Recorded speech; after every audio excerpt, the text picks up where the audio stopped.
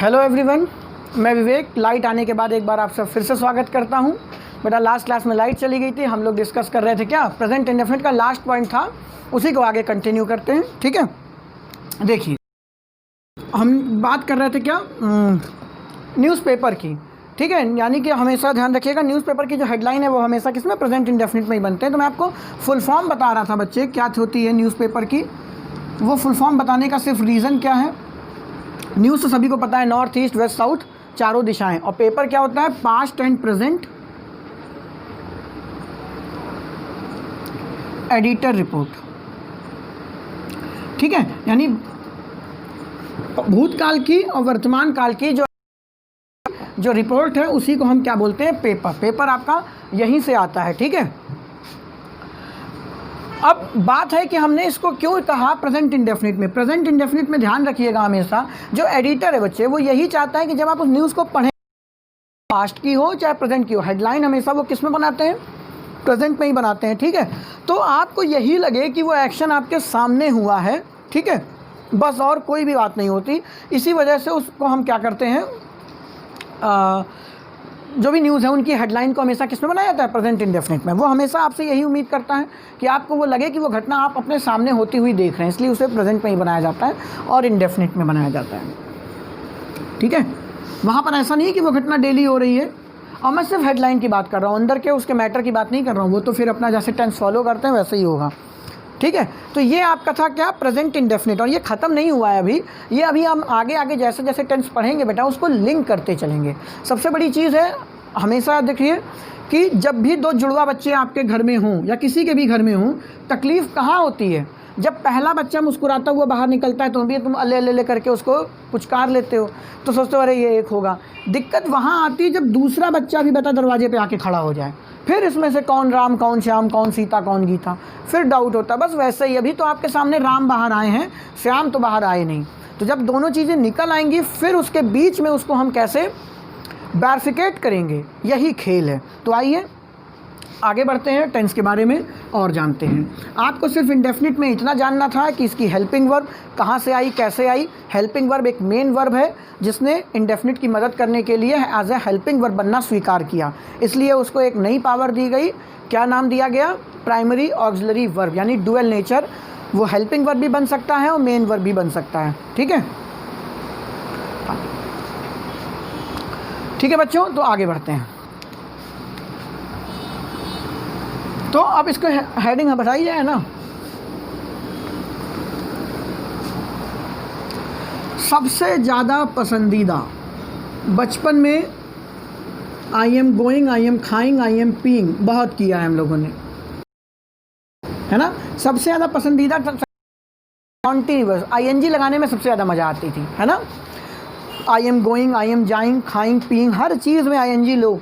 ठीक है, तो सबसे आसान टेंस यही होता था। लेकिन बेटा ये सबसे ज़्यादा तो नहीं कहेंगे, लेकिन दम तो बहुत ज़्यादा है, आपको उसको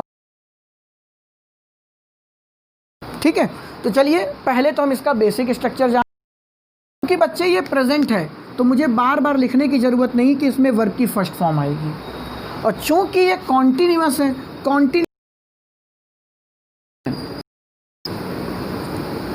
और अगर आपने मेरा पहला वीडियो देखा है, पैसिव एक्शन में अगर आपको कोई क्रिया दिखानी है तो आपको उस वर्ब में हमेशा हमेशा और हमेशा क्या करना होगा, V1 + ing करना होगा।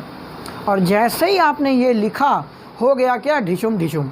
कैसे, इन दोनों में हो गई लड़ाई। क्या कि बेटा ये मैंने कहा ना, हर सेंटेंस में एक मेन वर्ब, ऑप्शनल है कि उसमें एक हेल्पिंग वर्ब हो।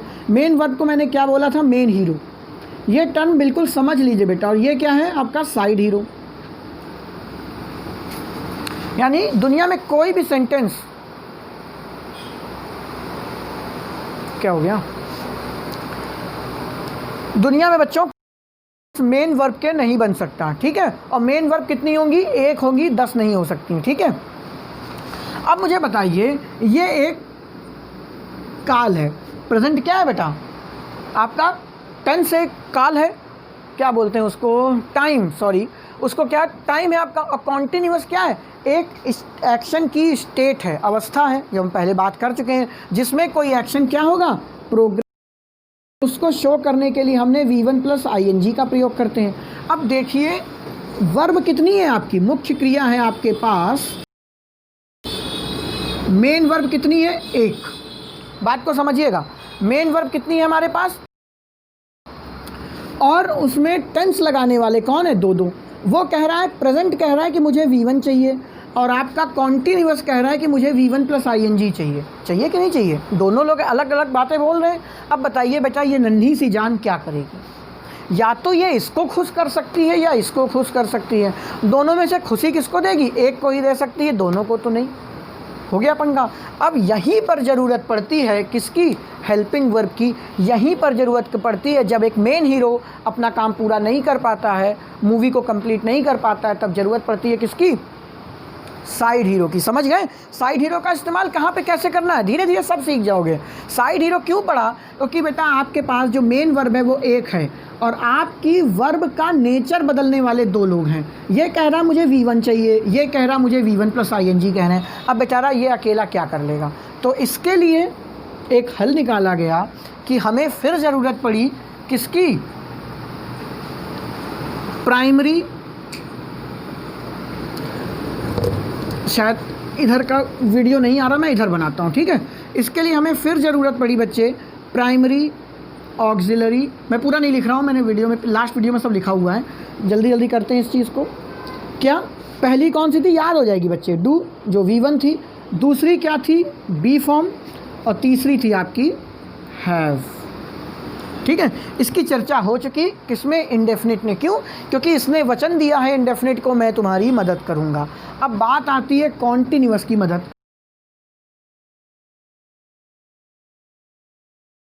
आया बी में बेटा आपकी कितनी होती हैं, आपको पता है, इज, एम, आर। ये बच्चे क्या होगा आपका V1, ठीक है। फिर आपका क्या होता है, वॉज, वर। ये क्या होता है V2, और प्रश्न उठता है इसका V3 मिसिंग है, ठीक है। तो V3 के लिए हम क्या लिख लेते हैं, बीन। लेकिन मैंने आपको अपने पहले वीडियो में ये बात भी अच्छे से समझाई थी, क्या कि इनका इनसे सेपरेशन है, वो कैसे होगा वो अभी हम बात नहीं कर रहे हैं। अभी सिर्फ इतना समझिए, बी फॉर्म में इज, एम, आर V1 में आता है, वॉज और वर बच्चे किस में आता है, V2 में आता है, और बीन आपका किस में आता है, V3 में ही आता है। इस V2 की एक और हम बात कर लेते हैं अगर हम लिखें तो, लेकिन मैं नहीं लिख रहा यहाँ पे, उसको मैं यहाँ समझाना ही नहीं चाहता, भूल जाइए। मैं बी, बीन और बीइंग इनकी बात नहीं कर रहा हूँ अभी, ठीक है। इसको मैं पूरा लिंक करूंगा अपने आने वाले चैप्टर जिसमें हम मॉडल्स पढ़ेंगे वहाँ पे, अभी इसको डिस्कस नहीं कर रहे हैं। बी के भी हम 5 फॉर्म जानते हैं। बी क्या है बच्चे, इज़, एम, आर, जिसको हमने V1 कहा, वॉज और वर V2 कहा। यानी कि अब बी ने कहा कि मैं कॉन्टिन्यूअस की मदद करूँगा। मदद की ज़रूरत क्यों पड़ गई, बोलो जल्दी से। बेटा हमारे पास मुख्य क्रिया कितनी थी, एक थी। मुख्य क्रिया हमारे पास कितनी थी, एक थी। बहुत ध्यान से सुनिएगा, आपके मन में प्रश्न भी उठना चाहिए कि सर यहाँ पर तो एक एक्शन को दो लोग ज़बरदस्ती अपने रूप में बदलने की कोशिश कर रहे हैं। ये कह रहा है V1 प्लस ing लगाओ, और ये कह रहा है V1 लगाओ, और ये बेचारी अकेली जान क्या क्या करेगी। लेकिन अभी तो आप पढ़ा के आए हो इंडेफिनिट, वहाँ पर तो सर आप बोले थे सिर्फ V1 ही लगता है, फिर वहाँ पर आपने हेल्पिंग वर्ब क्यों लगवा ली। तो यही बात समझाई थी मैंने, एक शब्द बोला था क्या, नॉट। जब मैंने आपसे कहा था कि नॉट जब भी आएगा वो हेल्पिंग वर्ब के साथ लगता है। अब आपको चीज़ें समझ में आने लगी होंगी, एक एक लूप होल, कि जब आपका हेल्पिंग वर्ब के साथ, मूव ना करो, जब आप नॉट का इस्तेमाल करते हैं तो आपको हेल्पिंग वर्ब चाहिए होती। यही मजबूरी थी, यही मजबूरी थी बच्चे इंडेफिनिट में आपको निगेटिव में हेल्पिंग वर्ब लगाने की। वरना जैसे अफर्मेटिव बिना हेल्पिंग वर्ब के काम चला ले गया था, वैसे निगेटिव और इंटेरोगेटिव में भी हेल्पिंग वर्ब की ज़रूरत नहीं पड़ती थी। लेकिन नॉट आपका किसके साथ लगेगा, हेल्पिंग वर्ब के साथ लगेगा, लिंकिंग वर्ब के साथ लगेगा। ये नॉट की खासियत है। और फिर बात आती है कि इंटेरोगेटिव सेंटेंस में क्यों करवाया, तो इसीलिए आपको समझाया था इंटेरोगेटिव में बच्चे क्या होता है, इन्वर्जन। और इन्वर्जन का एक ही काम है, हेल्पिंग वर्ब को सब्जेक्ट की जगह पे ले आना, यानी सब्जेक्ट से आगे खींच लेना, चुंबक की तरह काम करता है बात को जोड़ देने के लिए, एम्फेसाइज के लिए। सब मैं बातें पहले ही वीडियो में डिस्कस कर चुका हूँ, ठीक है। तो इसी वजह से निगेटिव और इंटेरोगेटिव के अफर्मेटिव से, माफ़ कीजिएगा, प्रेजेंट इंडेफिनिट में हम क्या लगाते हैं, हेल्पिंग वर्ब का इस्तेमाल करते हैं। लेकिन अफर्मेटिव में ज़रूरत नहीं पड़ी तो हमने नहीं लगाया। लेकिन बच्चे यहाँ पर तो पंगा ही हो गया, लड़ाई हो गई, 2 लोग बचे अकेली। तो इसके लिए इसने हाथ खड़ा किया, नहीं तुम घबराओ नहीं बहन, मैं ज़िंदा हूँ, मैं तुम्हारी मदद करूँगा। इसने कहा कि मैं इसके लिए इस्तेमाल हूँगा। इसी वजह से इस ग्रुप में इसको भी शामिल कर लिया गया। इसको भी हमने क्या कह दिया, अब देखिए आप क्या देख रहे हैं, इसको एज अ हेल्पिंग वर्ब। और जो आप पढ़े हैं बी, बीन और बीइंग, ये आपका पार्टिकल बनता है और कहीं कहीं पर भी आपका मेन वर्ब भी बनता है। तो इसीलिए मैं यहाँ पे इसको डिस्कस नहीं कर रहा हूँ, धीरे धीरे जानेंगे। घर का एक एक सदस्य से मिलो, सारे इकट्ठे आ जाएंगे तो उलझन हो जाएगी, ठीक है, इसलिए भूल जाते हैं अभी इस बात को। तो बच्चे अब आप पढ़ क्या रहे हैं, प्रेजेंट। प्रेजेंट को पसंद क्या है, V1। तो अगर V1 पसंद है तो हमें क्या इसकी ज़रूरत है, हमें क्या इसकी अभी ज़रूरत है, नहीं जब हम पास्ट की बात कर रहे होंगे। तो अभी हम इसको भी प्यार से एकदम काट दें, कोई मतलब नहीं। अभी हमें किससे मतलब है, इज एम आर से। तो है कौन सा, देखो इस बेटा अपने आप में क्या होता है, सिंगुलर सब्जेक्ट को फॉलो करता है, और आर अपने आप में क्या होता है, प्लूरल सब्जेक्ट को फॉलो करता है। और एम के लिए क्या बनाया गया, अब यहाँ जगह नहीं है ज़्यादा तो मैं छोटा सा लिख दे रहा हूँ आई, जैसे छोटा नहीं बड़ा ही लिखा है। आई के साथ एम लगता है। अब बेटा आई ना तो सिंगुलर की कैटेगरी में ना प्लूरल की कैटेगरी में, ऐसा क्यों है वो हम जानेंगे जब हम आई को पढ़ेंगे एज अ पर्सनल प्रोनाउन अगले प्रोनाउन चैप्टर के अंदर, ठीक है। तो आइए वापस बात करते हैं। इसका प्रयोग बेटा हम किसके साथ करेंगे, सिंगुलर सब्जेक्ट। आर का प्रयोग हम किसके साथ करेंगे, प्लूरल सब्जेक्ट। और आई के साथ हम हमेशा क्या लगाएंगे, एम लगाएंगे, ठीक है। लेकिन कहाँ, जब आई एज अ पर्सनल, ठीक है। तो अब बात कर लेते हैं कि मेन वर्ब आपकी क्या है, एक है, और आपको V1 भी चाहिए और V1 प्लस ING भी चाहिए। तो उसको अरेंज कैसे करना है, आइए देखते हैं। मैं कहूँ खेल रहा है, अगर सेंटेंस हो ही इज़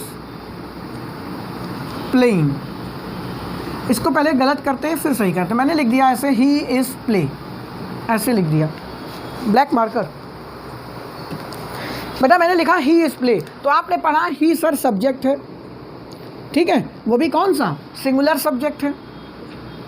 इज़ आपकी क्या है, आपको पता है बी फॉर्म की एक हेल्पिंग वर्ब है जिसको हम V1 मानते हैं। तो ये क्या हो गया बच्चे, V1 हो गया। अब प्ले भी क्या है, अपने आप में V1 हो गया। और मैंने आपको पहले ही पढ़ाया है 2 V1 2 V2 और 2 V3 एक साथ कभी नहीं लगाना। तो क्या हो गया, ये दोनों अपने आप में गलत हो गए कि नहीं हो गए, ये दोनों अपने आप में क्या हो जाएंगे, गलत हो जाएंगे। अब सही कैसे करना है आपको पता है, अब ध्यान से सुनिएगा।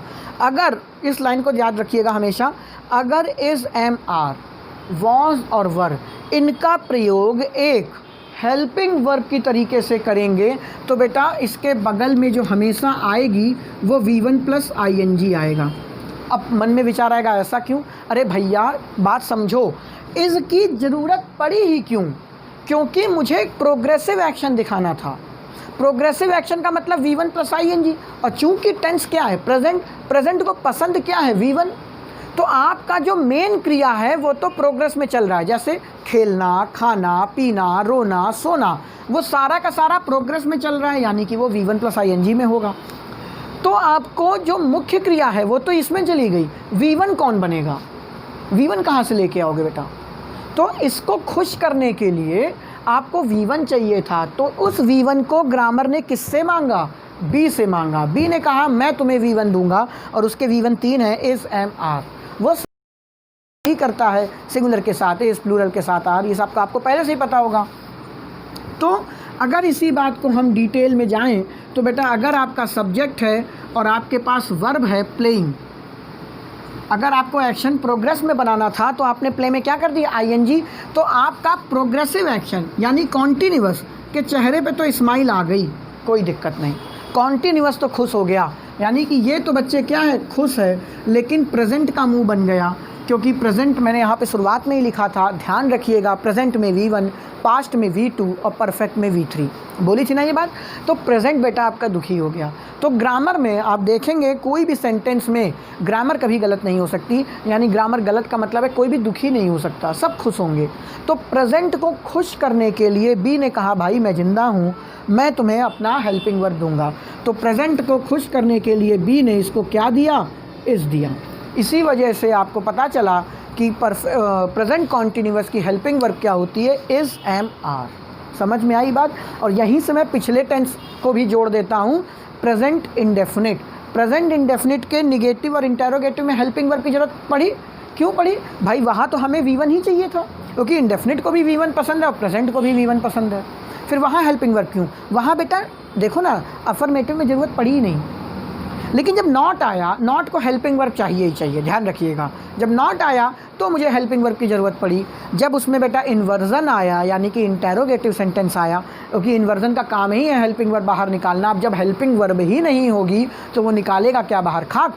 तो अगर हम इंडेफिनिट को हेल्पिंग वर्ब ना देते तो बेटा यकीन मानो इंडेफिनिट सेंटेंस ना तो नेगेटिव बन सकता था ना इंटेरोगेटिव बन सकता था। समझ पे आए, मैंने कान इधर से भी पकड़े हैं और घुमा के पीछे से भी पकड़े हैं, आपको दोनों तरीके से समझाने की कोशिश की कि क्यों टेंस में हेल्पिंग वर्ब की ज़रूरत पड़ी। आपको ये सब तो आप सीख जाते हैं, इसमें इज़, एम, आर लगाना है, इस कहाँ लगाना है, एम क्यों। अरे ज़रूरत क्या थी हेल्पिंग वर्ब की, हम पिक्चर मेन हीरो से ना बना लेते, हमें साइड हीरो की ज़रूरत ही क्यों पड़ी। बेटा वो इसी वजह से ज़रूरत पड़ी क्योंकि जब एक टेंस में दो लोग होंगे, दोनों को अपनी अपनी पसंद की वर्ब चाहिए। किसी को कॉन्टिन्यूअस में आईएनजी वाली, किसी को बेटा वर्ब की फर्स्ट फॉर्म चाहिए। तो दोनों को खुश करने के लिए आर्टिफिशियल वर्ब, यानी जिसको हमने क्या कहा, अब आर्टिफिशियल वर्ब तुम कहीं से बाहर से लाएंगे नहीं, तो इसने इन लोगों को एक पावर दे दी गई।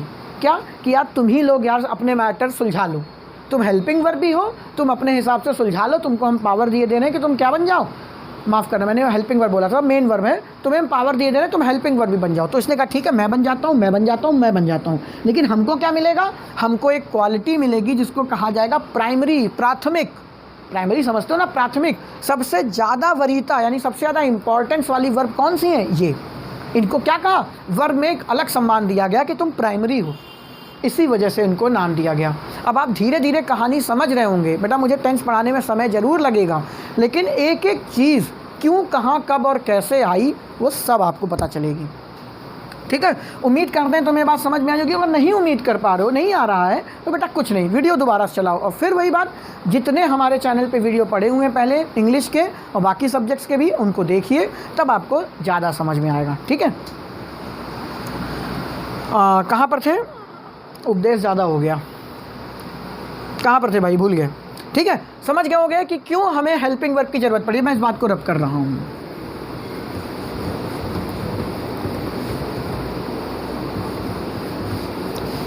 तो फिर वही सेम सिनेरियो, अब मैं बार बार चलो बता देता हूँ। अफर्मेटिव सेंटेंस में ही इज़ प्लेइंग फुटबॉल। अब देखिए ही को क्या चाहिए, कुछ नहीं, इसको क्या चाहिए, इस क्या है अपने आप में V1, और ये क्या है V1 प्लस ING। अब कैसे आप कहेंगे कि ये प्रेजेंट कॉन्टिन्यूअस है। आपके घर में आपने बाहर लिख रखा है क्या, लक्ष्मी निवास, तो बेटा लक्ष्मी निवास आप कैसे कहेंगे, या तो आपके घर में लक्ष्मी अथाह भरी हो या फिर आपकी माता श्री का नाम लक्ष्मी हो, दोनों में से कुछ तो। बेटा घर में पिताजी का नाम है राणा प्रताप, तुम्हारा नाम है महाराणा प्रताप, बच्चों का नाम है खाली प्रताप, और नाम रखे हो घर का लक्ष्मी निवास, तो थोड़ा सा ऑड नहीं लगता। अरे कुछ लिंक तो हो। तो वही चीज़ है कि ये सेंटेंस कैसे लिंक है, वो ऐसे लिंक है। क्या, प्रेजेंट कॉन्टिन्यूअस, उसकी अंतरात्मा इसके अंदर है। प्रेजेंट की अंतरात्मा वर्ब की फर्स्ट फॉर्म, कॉन्टिन्यूअस की अंतरात्मा V1 plus ING, V1 plus ING, V1 plus ING ये और ये, यानी इससे कौन खुश, प्रेजेंट वर्ड, इससे कौन खुश, कॉन्टिन्यूअस वर्ड। मैं ज़्यादा टाइम ले रहा हूँ, लेकिन उम्मीद करता हूँ अभी शुरुआत है, आपको ये बात अच्छे से समझ में।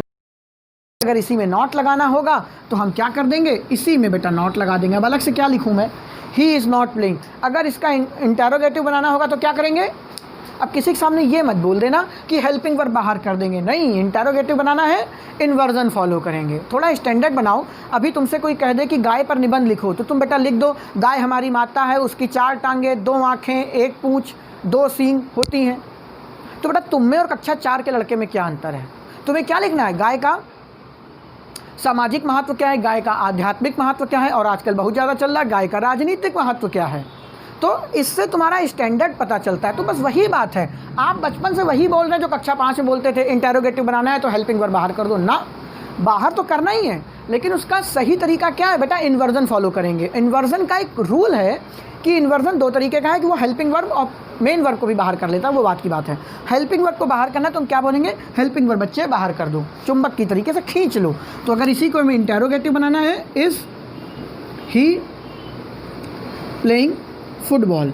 अब ये 2 तरीके का होता है, एक WH फैमिली का और एक ये दूसरे लेक्चर में बातें बताई थी, उस वीडियो को जाके देखिए। अब मैं बार बार इस चीज़ को जिक्र नहीं करूंगा। Is he playing football.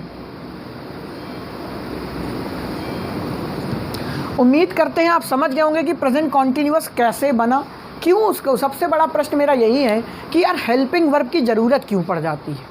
मैंने आपको अफर्मेटिव में भी बता दिया, कॉन्टिन्यूअस में बता दिया, अब मैं नहीं बताऊंगा। अब आप खुद जब मैं पढ़ाऊं तो घर पर आप जब सोचें तो आप खुद सोच लीजिएगा क्यों ज़रूरत पड़ गई। अब मुझे बताने की ज़रूरत नहीं है, आपके 2 सफिशिएंट हैं। ठीक है, आगे बढ़ते हैं।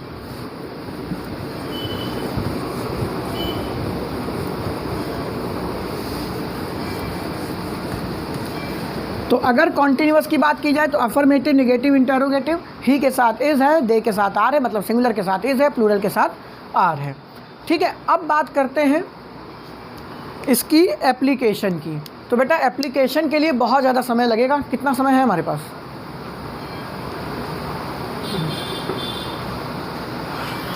चलो मैं समझाता हूँ, ठीक है। नहीं होगा कंप्लीट तो सीरीज़ चल रही है, अगले वीडियो में, ठीक है।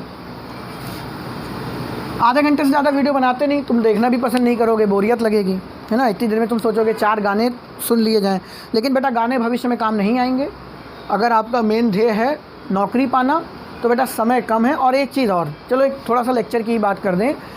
ये बच्चे बहुत सोचते हैं, मैंने देखा, अरे सर मेरे पास अभी 4 साल बाकी हैं। ऑफलाइन क्लास में जब पूछो लेकिन अभी सर 4 साल हैं, अरे बेटा 4 साल नहीं है। तुम अपनी ज़िंदगी में अगर ये सोच के चल लो कि तुम्हारे पास 4 साल है तो सबसे बड़ा झूठ अपने आप से बोल रहे हो। तुम्हारे पास सिर्फ 6 महीने हैं, इससे ज़्यादा नहीं है। अगर आप अपनी नौकरी को 28 साल में पाओगे तो फ़ायदा क्या है यार। 28 में पाए, 29 में पकड़, 28 साल तक मिल जाए, ताकि 28 साल तक अपनी ज़िंदगी ऐश से जी सको, वो कर सको जो तुम करना चाहते हो। वरना 28 साल तक घिसते रहो। नौकरी के लिए सिर्फ 6 महीने सफिशिएंट है, बस मन लगा के पढ़िए। चलिए वापस आते हैं, ठीक है। इसकी एप्लीकेशन की बात करी जाए। चलिए एप्लीकेशन नहीं बात करेंगे, हम सबसे इम्पॉर्टेंट वर्ड की बात करने जा रहे हैं, क्योंकि 10 मिनट का वीडियो मैं और बनाऊंगा। उसमें हम जो सबसे इम्पॉर्टेंट वर्ड मैं बहुत बड़ा बड़ा लिख रहा हूँ और सिर्फ कहानी सुनाऊंगा आज। Stative verb. आपको पता है स्टेटिव वर्ब क्या होती हैं? एक लाइन में समझाता हूँ क्या है। ऐसी वर्ब जो कि प्रोग्रेसिव एक्शन को स्वीकार नहीं करती। और बुक में देखिएगा एक शब्द लिखा होगा, मैं गारंटी कहता हूँ लिखा होगा, प्रोबेबली या जर्नली। वो लिखते हैं ऐसी वर्ब जो सामान्यतया, अधिकांशतः इसको स्वीकार नहीं करती। और यकीन मानिए जो ये सामान्यतया और अधिकांशतः वर्ड है, बच्चे को पेपर में ले डूबता है। क्या इससे क्या पता चलता है यार? कहीं पर लेगी, कहीं पर नहीं लेगी, कहीं पर उसमें प्रोग्रेसिव एक्शन लगेगा, कहीं पर नहीं लगेगा। यही तो है। आज मैं आपको समझाऊंगा कि ऐसी वर्ब जो स्टेटिव वर्ब हैं वो क्या हैं, क्यों हैं और कैसे इस्तेमाल होती हैं। स्टेटिव का वर्ड ही है क्या? स्टैटिक से। स्टैटिक का मतलब स्थिर, ठीक है। ऐसी वर्ब जो स्थिर रहें, यानी कि ऐसी वर्ब जो प्रोग्रेसिव एक्शन में हो। प्रोग्रेसिव एक्शन का मतलब यार कोई क्रिया शुरू हुई होगी। ऐसी क्रियाएं जो बेटा शुरू ही ना हो, ऐसी क्रियाएं जो शुरू ही ना हो, उन्हीं को हम क्या बोलते हैं? Progressive action. और एक बहुत सुंदर लाइन से आपको बातें मैं समझाना चाहूँगा, वो है क्या बेटा? प्यार हो जाता है। कवि ने जब ये लाइन लिखी होगी, गाना बनाया होगा, तो उसको नहीं पता था कि एक टीचर इसका कैसा इस्तेमाल करेगा। आइए स्टेटिव वर्ब इसी एक गाने से हम सीख लेंगे। क्या? प्यार किया नहीं जाता, प्यार हो जाता है। यानी दुनिया में ऐसी कोई भी क्रिया जो आप करते ना हो, आपसे होती हो, उसी को बोलते हैं स्टेटिव वर्ब। मन में विचार आ रहा होगा कि यहाँ पे हम इसको क्यों पढ़ रहे हैं, अभी बताऊँगा। स्टेटिव वर्ब उसको बोलते हैं जो क्रियाएं आप कर नहीं सकते बच्चे, वो आपसे हो जाती। कभी किसी से कहा कि आज मैं उससे 3 घंटे प्यार करूंगा। अक्सर तुमने मूवी देखी होगी, नहीं तो अपने दोस्तों से बोला होगा यार पता नहीं कब प्यार हो गया। कब वो अच्छा लगने लगा या कब वो अच्छी लगने लगी। अब दूर मत जाओ भैया। सबसे ज़्यादा घृणा, मान लो किसी से लड़ाई होगी, 2 थप्पड़ मारे और सीधे क्या बोला, आज घर में 15 मिनट तुमसे नफरत करके दिखाऊंगा। कभी की हो? कहीं कहीं पढ़ा है कि आज नफरत का यहाँ क्रैश कोर्स कराया जाता है, 15 दिन में नफरत करना सीखें। नफरत क्या है बेटा? अपने आप हो जाती है। फील, अभी मैं आपको वापस लेके आता हूँ इसी वर्ड पे, पेपर का चहेता, इस पे उन्होंने बच्चों को इतना फंसाया है, पूछो मत। अनुभव, क्या फील आप कर सकते हैं? आप किस गरम गरम महसूस करो, कर लोगे बेटा। बर्फ़ रखे हो, ठंडा ही महसूस होगा। आपके हाथ के नीचे मैं मोमबत्ती लगा दूं, कहूँ बेटा सोचो तुम एकदम नैनीताल की सुहानी वादियों में बेटा हाथ में हाथ डाल के टहल रहे हो, जलन बेटा बिल्कुल नहीं हो रही, बेटा तुरंत मुंह पे मुक्का मार दोगे, क्या बदतमीजी है। तो क्या फील आपके हाथ में था? मम्मी ने खाना बनाया, तुमने कुकर को ऐसे सीने से लगा लिया, अरे आज इतनी पनीर की सब्जी, गर्मा गर्म कुकर एकदम चिपका लिया अपने सीने से, पता चला आतों आतों सब लेके बाहर निकला कुकर। कर लोगे ऐसा? क्या फील पे तुम्हारा कंट्रोल है? नहीं ना। तो बेटा याद रखिएगा, हर वो क्रिया जो आप कर नहीं सकते, मैं पूरा चार्ट बनवाऊंगा आपको, और यही लाइन, हर वो क्रिया जो आप कर नहीं सकते आपसे हो जाती है, इसी को डिस्कस करेंगे हम। उसको हम क्या बोलते हैं? Stative verb. और फिर वही बात, जो आप कर ही नहीं सकते, क्या वो प्रोग्रेस में हो सकती है? मुझे बताओ, प्रोग्रेस में क्या होती है? मैं खड़ा हूँ, मैं देखो ये चल रहा हूँ, ये मेरे हाथ में है, ये मार्कर है, इसको मैं ऐसे कर दूँ, वहाँ से वहाँ फेंक दूँ, वहाँ कोई खड़ा नहीं तो मैं फेंक देता, अब झुक के मुझे उठाना पड़ेगा, कमर में बेटा सुबह से दर्द है, तो मैं अगर उसको फेंकूं तो ये क्या अपने आप जाएगा और नीचे गिर जाएगा। तो ये मैंने किया ना। तो जो एक्शन आप करते हैं वही तो प्रोग्रेस में होगा, वही तो शुरू होगा और ख़त्म हो जाएगा। लेकिन यार जो चीज़ तुम कर ही नहीं सकते, बच्चे जो तुम स्टार्ट ही नहीं कर सकते, उसे ख़त्म कैसे करोगे? तो यानी स्टेटिव वर्ब के सामने जो चीज़ लिखनी है वो ये है, प्रोग्रेसिव एक्शन, वर्ब को प्लूरल कर रहा हूँ ताकि डोंट लगा सकूँ, डोंट एडमिट। और बुक में लिखा होगा जर्नली, ठीक है। उस जर्नली वर्ड को मैं नहीं लिख रहा हूँ क्योंकि मैं आपको समझाऊंगा। भले ही आज के वीडियो में ये बात कंप्लीट ना हो, नेक्स्ट वीडियो में कंप्लीट करेंगे, लेकिन अभी देखते रहिए।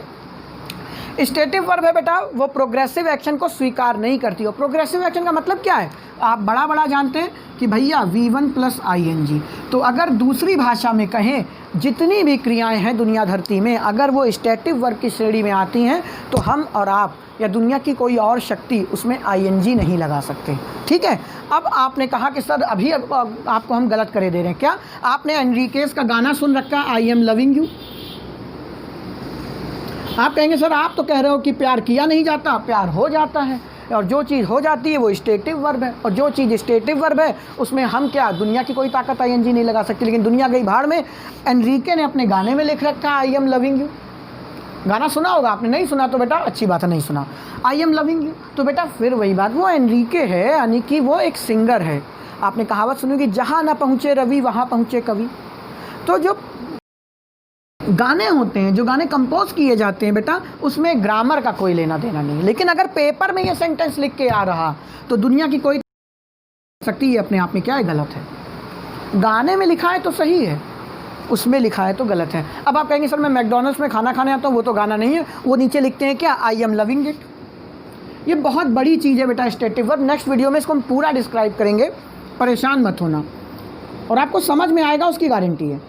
I am loving it. आप मैकडॉनल्ड्स गए, आपने बर्गर खाया, उसके नीचे लिखा था, आपको तुरंत बेटा मेरा नाम आया था, आपने कहा कितना गलत आदमी पढ़ाता है। उसने कहा था लव में तो ING लगी नहीं सकती, क्योंकि लव क्या है अपने आप में, स्टेटिव वर्ब है, और उसने तो लिख रखा है। तो फिर वही बात, कोई कंपनी हो, कोई बंदा हो, वो अपनी कंपनी का नाम, उसकी टैग लाइन कुछ भी लिख सकता है। आप देखिए ना, आपने कौन सी मूवी थी, मुन्ना भाई MBBS, उसमें बेटा वो के खुराना लिखता था, 2 K लगाता था।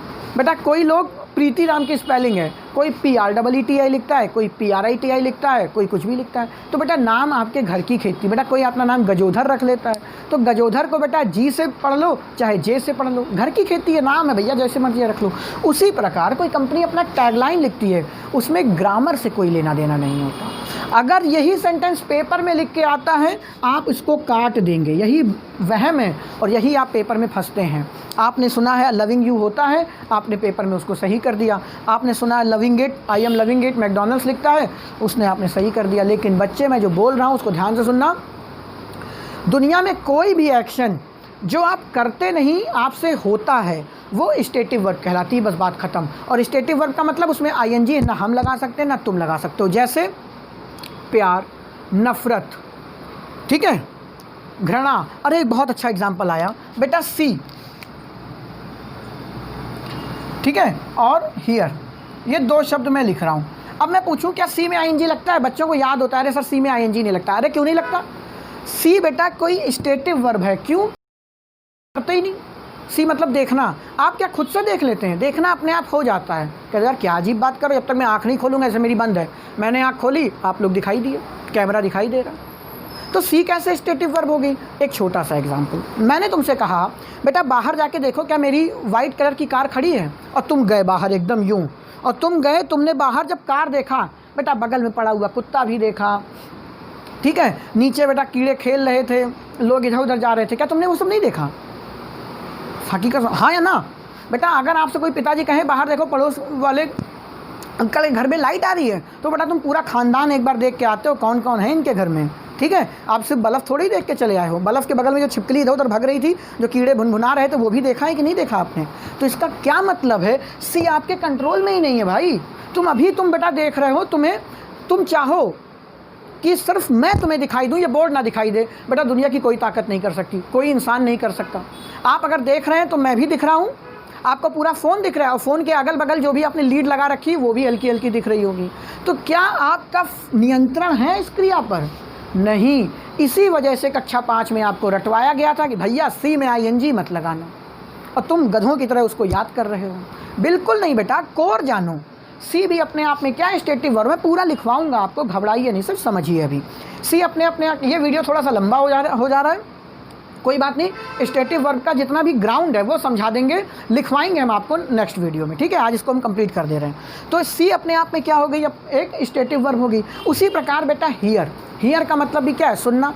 अब मैं तुमसे कहूँ कि मैं जो बोल रहा हूँ तुम वीडियो में सुन रहे हो, बिल्कुल सुन रहे हो, लेकिन पीछे मम्मी चिल्ला रही हैं अरे थोड़ा फ़ोन से उठकर घर के भी काम कर लिया कर, क्या वो तुमने नहीं सुना? बगल में बेटा आजकल तो शादी का माहौल नहीं है, लेकिन अगर बगल से कोई बारात जा रही हो, उसके बैंड बाजा तुम्हारे भी पैर कहो बैठे बैठे थिरकने लगे, क्या वो आवाज़ तुमने नहीं सुनी?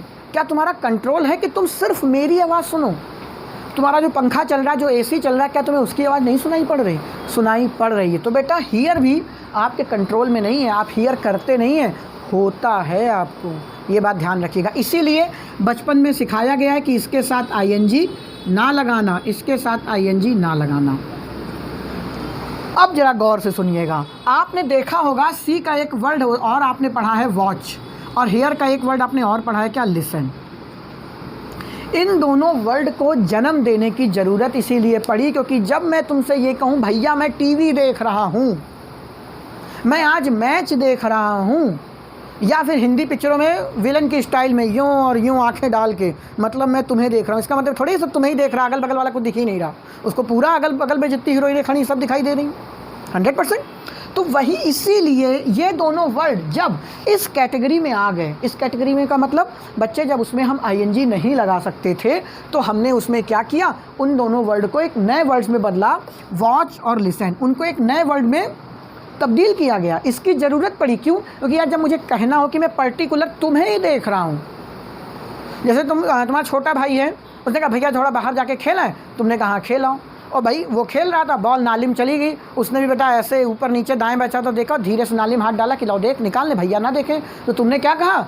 तुम्हें देख रहा हूँ मैं। तो तुम आई एम सीइंग यू नहीं कहोगे, आई एम वॉचिंग यू। क्यों? क्योंकि तुम उस टाइम उसको क्या कहना चाहते हो कि मेरी नज़र तुम पर है, मैं सिर्फ तुमको देख रहा हूँ बेटा, जो हरकत तुम कर रहे हो, नाली में हाथ डाले हो। बात समझ रहे हैं? इसीलिए वॉच की ज़रूरत पड़ी, और इसमें आप बेटा बड़ी खुशी से आईएनजी लगा सकते हैं। उसी प्रकार बेटा लिसन, अब टीचर क्लास में क्या कहता है? लिसन टू मी, वो कभी कहते ही नहीं हियर टू मी, क्योंकि यार हियर तुम चाहो या ना चाहो, हियर तो होना ही होना है। टीचर कुछ भी बोले, तुम बगल वाले की बातें कर रहे हो, लेकिन उसकी बातें तो कान में जाए नहीं, इसीलिए कभी टीचर कहता ही नहीं हियर टू मी, वो क्या बोलता है? Listen to me. और आप उसको क्या समझते? मेरी बात ध्यान से सुनो। वो ये कहना चाहता है कि उसकी बात सुनो और कुछ मत सुनो, और कुछ ना सुनो, ऐसा तो हो नहीं सकता। इसी का मतलब निकलता है मेरी बात ध्यान से सुनो, बाकी चीज़ों को ध्यान से मत सुनो, वरना पंखे की आवाज़ से लेके मम्मी के अंदर जो डांट पड़ रही है वो सब तुम्हें सुनाई दे रही है। यही अंतर है बच्चे सी और हियर, सी और वॉच में, हियर और लिसन में। समझ पाए बात को? सी और हियर आपका स्टेटिव वर्ब है, इसमें आईएनजी हम और आप नहीं लगा सकते। क्लियर? लिसन और वॉच की ज़रूरत ही नहीं, इसी बात की वजह से पड़ी। इसी को हम क्या बोलते हैं? स्टेटिव वर्ब बोलते हैं। अब एक प्रश्न के साथ मैं ये वीडियो ख़त्म करूंगा और आपको एक प्रश्न के साथ छोड़ के जाऊंगा। आप ये बात सोचिएगा जो मैंने आरंभ में लिखा था, देखिए ध्यान से। ये आपका होमवर्क है, दिमाग में लिखिएगा और कमेंट करिएगा। मैं आपका कमेंट पढ़ूंगा भी।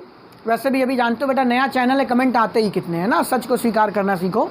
लेकिन आप उस चीज़ को कमेंट करिएगा और बताइएगा कौन सा सही है। I am feeling unwell. अभी मज़ा आएगा आपको जब थोड़ी सी गहराई में उतरेंगे, और आई थिंक मैं आपको थोड़ा सा गहराई में ले भी गया हूँगा, डूबने नहीं दूंगा, वो मेरी गारंटी। अभी मैंने आपको समझाया है। आई फील अनवेल क्या हो जाएगा? गलत। आई फील अनवेल क्या हो जाएगा? गलत, क्योंकि बेटा इसका मतलब रूटीन है ना। इसका मतलब रूटीन यानी क्या? मेरी तो तबीयत हमेशा ही ख़राब रहती है यार, बीमार है आदमी है एकदम, ठीक है। तो आप इसको क्या बना दिए? प्रोग्रेसिव में। लेकिन अभी बताया फील अपने आप में क्या है? एक स्टेटिव वर्ब है। हम इस वीडियो को बहुत ध्यान से सुनिएगा, एक एक लाइन अपने जहन में उतार की, क्योंकि हर लाइन आपको कुछ ना कुछ सिखाएगी।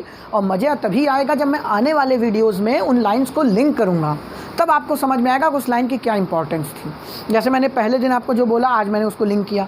तो ये जो आई फील अनवेल है वो बेटा वो अपने आप में क्या है? गलत है। लेकिन अभी आपने कहा कि सर ये वाला सही था पिछले वीडियो में, है ना। लेकिन अभी मैंने आपको बताया फील अपने आप में क्या है? प्यार किया नहीं जाता, हो जाता है। फील किया नहीं जाता, हो जाता है। कहते ना यार तुम मेरी फीलिंग नहीं समझोगे। अरे यार तुम लोग तो बड़े हो गए हो, ज़िंदगी में कभी ना कभी ये तो रहा ही होगा तुम्हारा। उसने दिन रातें ख़राब हुई, मन लगता ही नहीं था। चाहे जितना भी अच्छा, किसी को वीडियो गेम पसंद है, किसी को घूमना पसंद है, लेकिन यार कुछ नहीं अच्छा लग रहा।